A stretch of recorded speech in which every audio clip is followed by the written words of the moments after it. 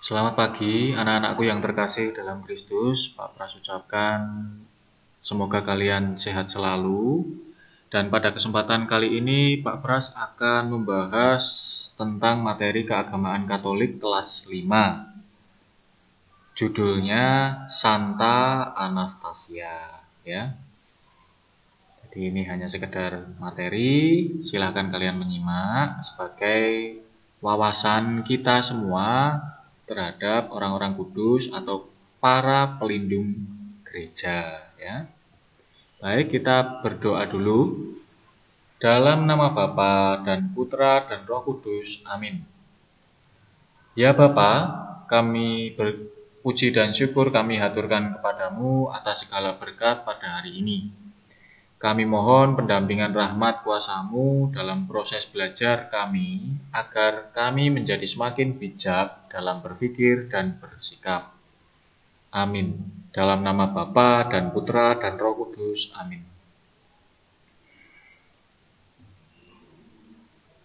Riwayat Santa Anastasia. Anastasia adalah seorang martir yang dibunuh di Sirmium, ya, di kota Sirmium, yang sekarang dikenal sebagai kota Serbia, Yugoslavia, ya, itu di Eropa. Pada zaman pemerintahan Kaisar Diocletianus tahun 304 Masehi, ya. Jadi sudah 300 tahun setelah Yesus wafat. Santa Anastasia sudah dihormati sebagai santa di Roma sejak abad ke-5. Itu sekitar tahun 400-500 itu ya. Lalu, Anastasia adalah anak dari Praetextatus, di mana Praetextatus itu adalah seorang bangsawan Roma yang kaya raya. Kaya sekali ya. Ketika menginjak dewasa, Anastasia menikah dengan Publius, ya, seorang pegawai yang masih kafir. Masih kafir itu artinya belum mengenal Kristus. Ya. Anastasia ini sebagai orang Kristen merasa mempunyai tanggung jawab moral atau tanggung jawab batin untuk membantu sesamanya yang dipenjarakan. Jadi pada saat itu tahun 300-an, sekitar 300-an itu, atau tahun 290-an akhir, itu banyak sekali para pengikut Kristus yang dipenjarakan. Dan Anastasia ini selalu membantu mereka mengunjungi, merawat, memberi makan, memberi minum kepada orang-orang Kristen yang dipenjara.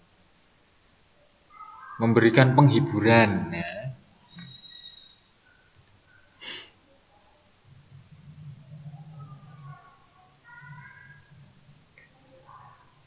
Sesudah Santa Agape, Cionia, dan Santa Irene dibunuh, Anastasia akhirnya mendapat gilirannya.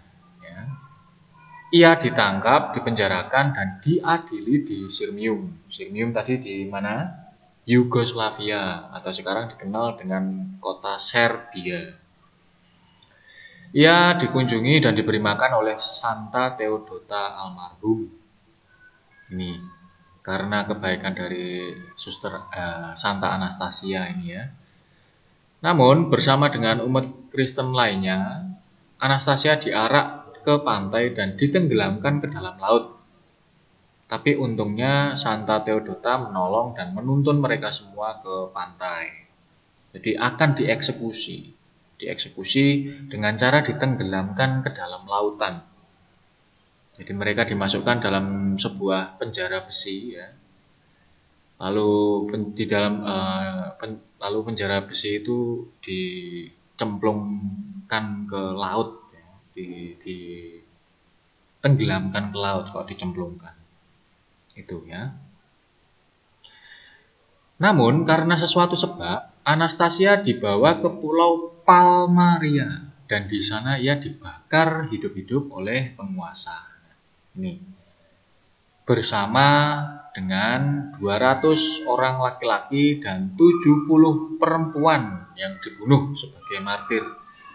Jadi 200 200 laki-laki dan 70 perempuan ini mereka juga sama-sama pengikut Kristus ya. Dibakar hidup-hidup karena membela iman akan Kristus. Kemudian Santa Anastasia dikenal sebagai pelindung para martir, penenun. Ya, penenun itu artinya orang yang menenun kain, ya, janda dan mereka yang terkena racun. Pelindung-pelindung.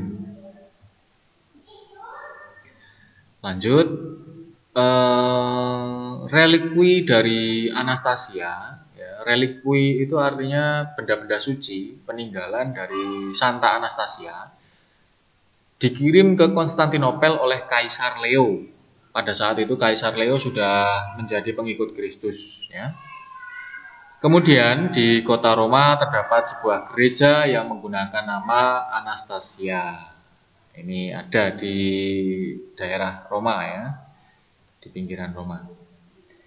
Di sini Anastasia diperingati setiap hari Natal, yakni tanggal 25 Desember. Jadi peringatan orang kudus, Santa Anastasia, orang kudus, itu diperingati setiap tanggal 25 Desember. Ya. Nah, itu tadi sekedar materi untuk menambah wawasan kita semua tentang Santo Santa. Tuh ya. Semoga bisa memberikan wawasan kepada kalian semua. Mari kita tutup dengan doa penutup. Dalam nama Bapa dan Putra dan Roh Kudus. Amin. Ya Bapa, lindungilah kami selalu dalam segala pikiran, niat, perkataan, dan perbuatan kami, agar kami kelak mampu menjadi pewarta kerahiman-Mu. Amin. Dalam nama Bapa dan Putra dan Roh Kudus. Amin. Demikian yang bisa Pak Pras sampaikan. Apabila ada kurang lebihnya, Pak Pras mohon maaf. Sekali lagi Pak Pras ucapkan terima kasih dan berkah dalam